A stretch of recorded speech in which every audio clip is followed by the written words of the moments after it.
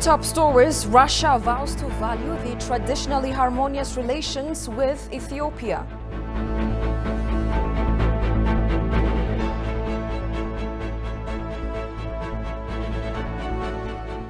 And New Zealand keen to bolster ties with Ethiopia in various areas.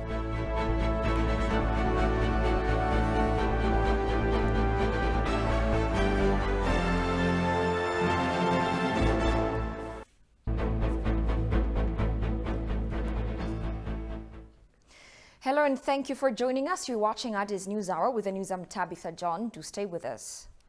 An entrepreneurial forum on peace and development in Ethiopia and the IGAD region, chaired by the former leaders of Ethiopia, has officially started its work.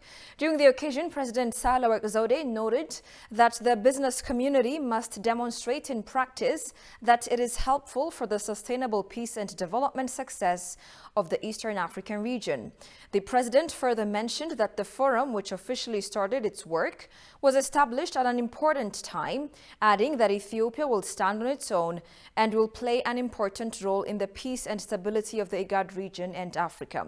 She expressed that currently the government is making comprehensive peace and development efforts in which charitable organizations and the business community are involved.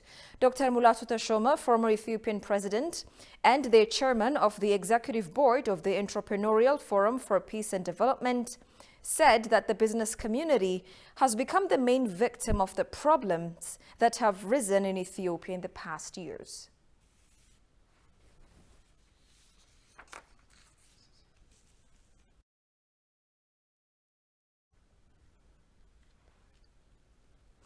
A delegation from the African Union Peace and Security Council arrived in Mogadishu to evaluate the major security activities made by African Union Transitional Mission in Somalia. It is on its first assessment visit to the country since the African Union Transition Mission in Somalia, ATMIS, was launched on April the 1st, 2022. Habtamu Ashagri compiles the following report. A delegation from the African Union Peace and Security Council arrived in Mogadishu to evaluate the major security activities made by African Union Transition Mission in Somalia. Speaking on the occasion, Ambassador of Djibouti to Ethiopia and Permanent Representative to the African Union, Abdi Mahamoud Ibe, said the visit is to gather first-hand information on the framework of the implementation of the ATMIS. On arrival, the Deputy Special Representative of the African Union Commission Chairperson, Fiona Larten, the Peace and Security Council was briefed the ATMIS senior leadership team.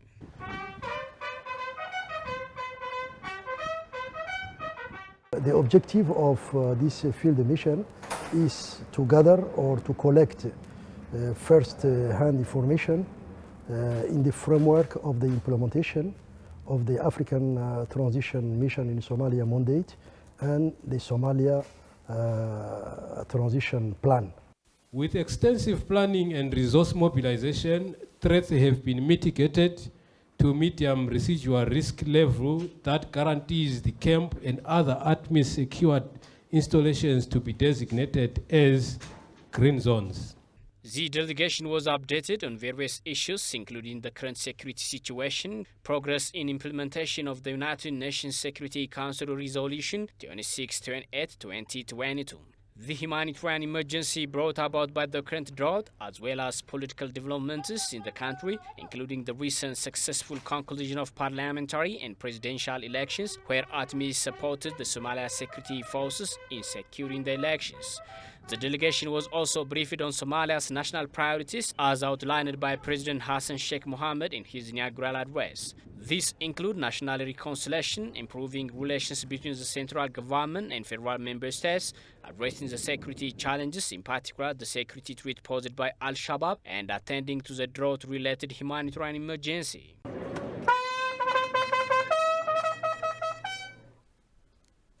Ethiopian delegation led by security advisor of the Prime Minister, Ambassador Redwan Hussein, held fruitful discussion with President of South Sudan, Salva Kiir Mayardit, on bilateral issues of mutual concern. The two sides discussed on the way of fighting crimes, enhancing cooperation and exchange of intelligence, according to Ambassador Redwan. Ambassador Redwan tweeted on his account that fighting crimes, enhancing cooperation and exchange of intelligence have been dealt.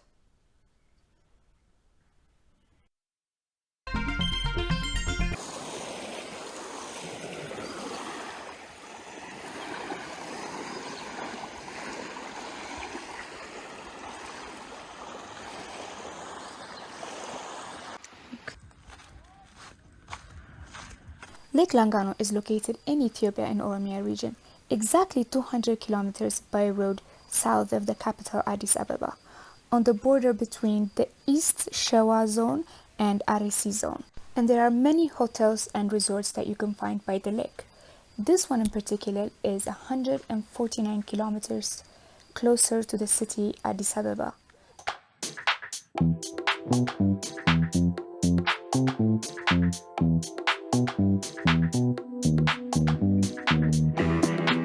When you come to Langano, I also recommend you to visit Shala and Abiata National Parks. There you will find more than 70 types of wild animals, and you get to visit Shala and Abiata lakes.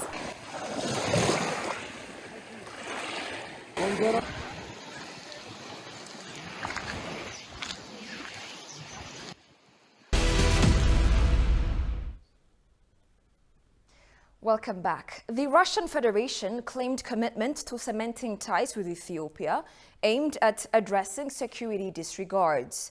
Yevgeny Terekin, Russian ambassador to Ethiopia, announced that his country values its age-long relations with Ethiopia and would exert utmost efforts to the bilateral ties with regards to trade and economy. Kasahun Chane has this report.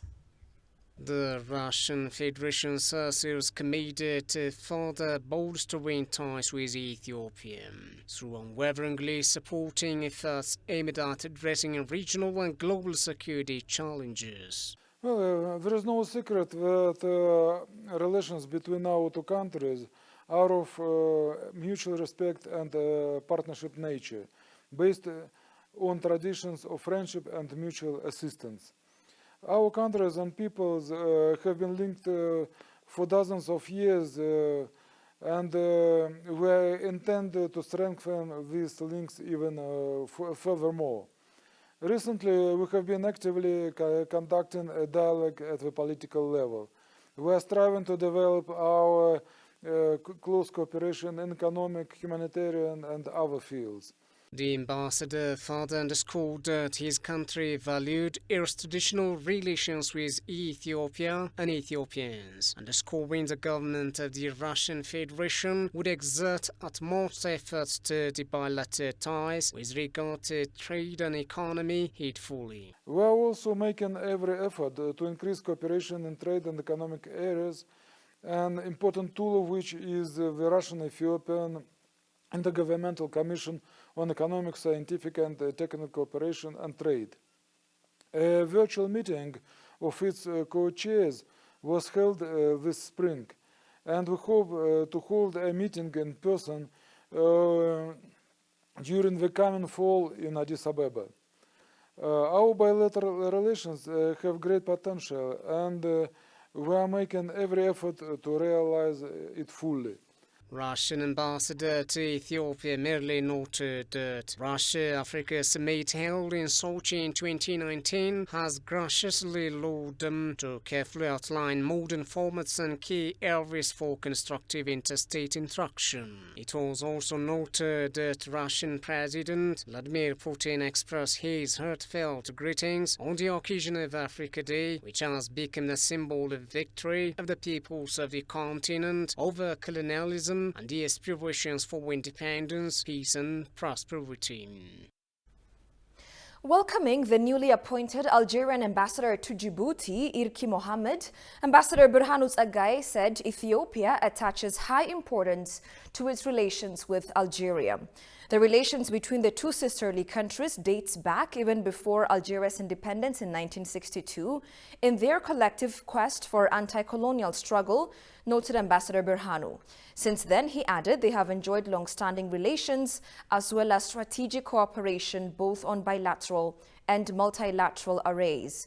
The ambassador praised Algeria for the constructive role it played during the Ethiopia-Eritrea peace agreement 2 decades ago that became a reality when Prime Minister Abiy and President Isaias signed a peace deal that charted a new hope in the Horn. The ambassador also briefed his Algerian counterpart on his government's unwavering commitment in making sure all essential goods and services have reached to Tigray region. Ethiopia's principled positions on GERD based on fairness and equity was also discussed at length between the two ambassadors. Irki expressed his confidence that the support and guidance of the Ethiopian counterpart will remain steadfast during his tenure.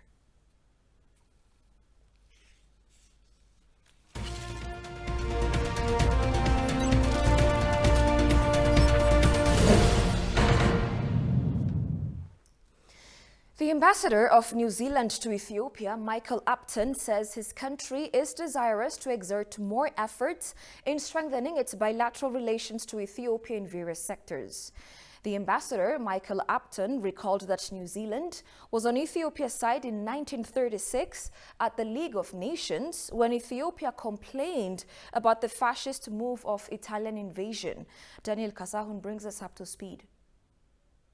Talking to ETV, the ambassador of New Zealand to Ethiopia, Michael Upton, recalled that New Zealand was on Ethiopia's side in 1936 at the League of Nations when Ethiopia complained about the fascist Italian invasion. Around 1936, New Zealand supported the Ethiopia in the League of Nations. We stood against the lifting of sanctions against Italy when they had invaded Ethiopia. So the connections go back a long way. In New Zealand, we have a strong, vibrant Ethiopian diaspora. They're helping to build that social bridge between our countries. The ambassador also says his country is desirous to exert more efforts in strengthening its bilateral relation to Ethiopia in various sectors. We have a warm relation with the government and the people of Ethiopia. We want to continue to build that relationship, and I think of things during my time, but also we think of katakitanga, which means stewardship, and we think in terms of 10 years, 20 years and 30 years. He also indicated feasible plans are in the pipeline to spearhead bilateral relations of the two countries with planned short and long-term documents. It's early days yet. 1 year is a short time. As well as being accredited to Ethiopia and the African Union, I also have 7 other accreditations. So we, in New Zealand, we talk about number 8 wire. We have to be creative and ingenious and stretch our resources. I think for here, my time in Ethiopia, I'm very pleased with the connections I've been able to make, both with the government, but also in the business, civil society, and also I guess in the business sector as well. The ambassador has also wished peace and security for Ethiopia in the times to come to ensure its aspired plan of prosperity.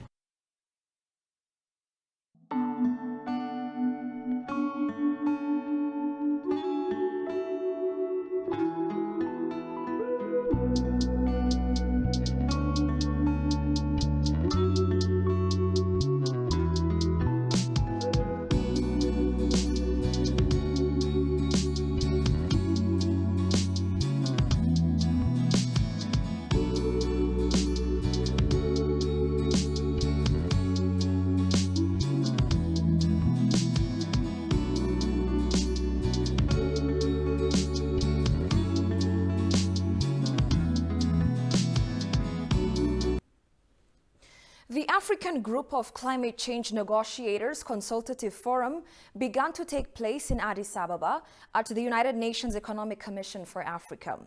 Representatives from African countries have held discussions on climate change initiatives to accelerate climate action and advance the Sustainable Development Goals of the African Union Agenda 2063. The AU member countries are holding the discussions ahead of the COP27 United Nations Climate Change Conference, which will be held in November 2022 in Egypt, to voice the climate change crisis facing the continent. Shagao Yamato has the following report.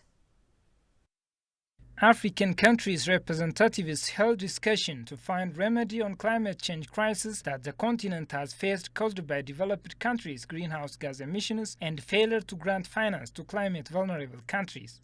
Speaking on the occasion, Vera Songo, Executive Secretary of the United Nations Economic Commission for Africa, stated that African countries need practical support from developed countries on investment to find remedy to climate change crisis facing the continent from Sharm el-Sheikh COP27 United Nations Climate Change Conference in Egypt.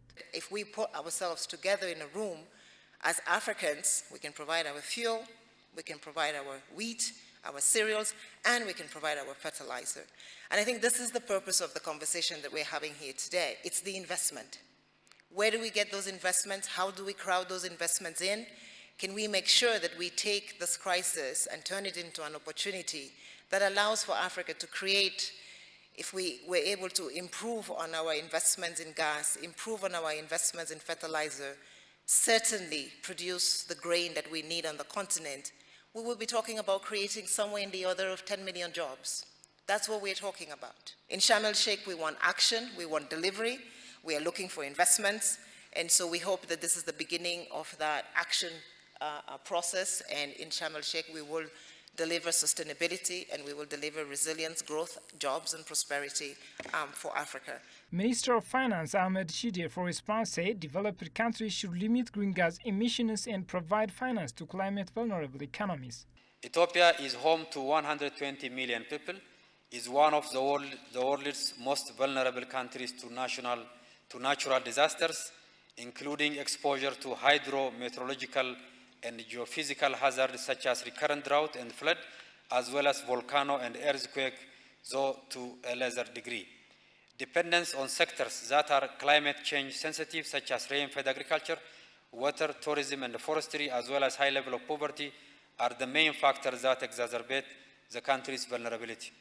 Developed countries should fulfill their commitment both in limiting greenhouse gas emissions and the provision of finance to the most vulnerable economies to not only adapt to the impact of climate change, but also transition to low emission growth trajectories. Shide also added that he expects developed countries to reaffirm commitment in addressing climate change crisis through mobilization of quality climate finance to developing countries at COP27 United Nations Climate Change Conference in Egypt.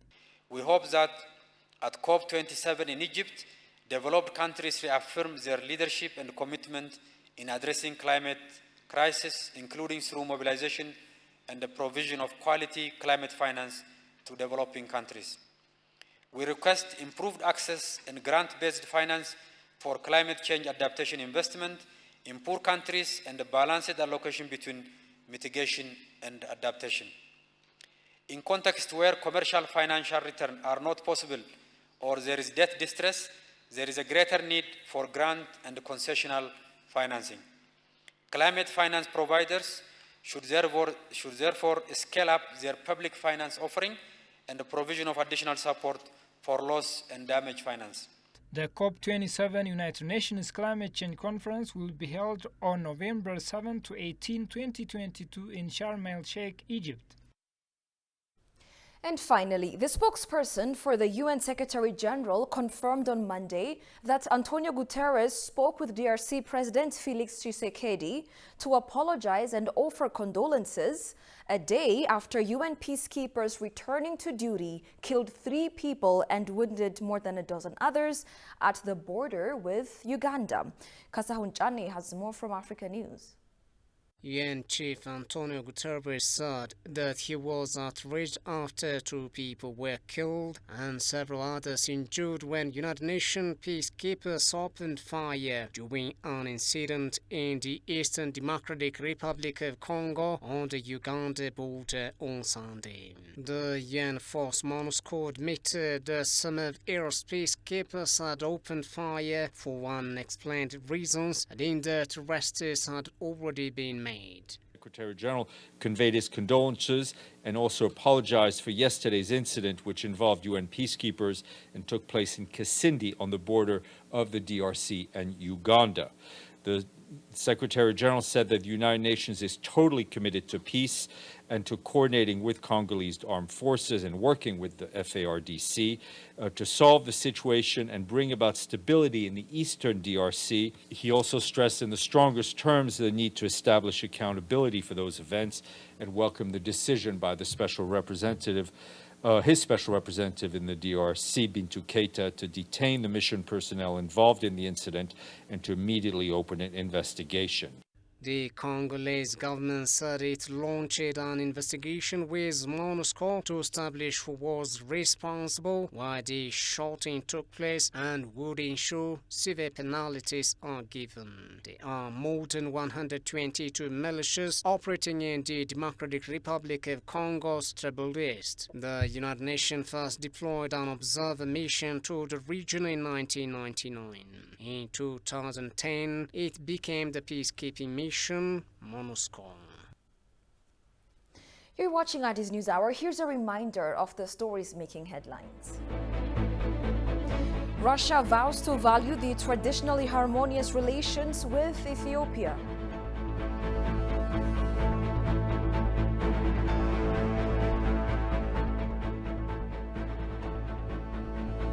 And New Zealand keen to bolster ties with Ethiopia in various sectors.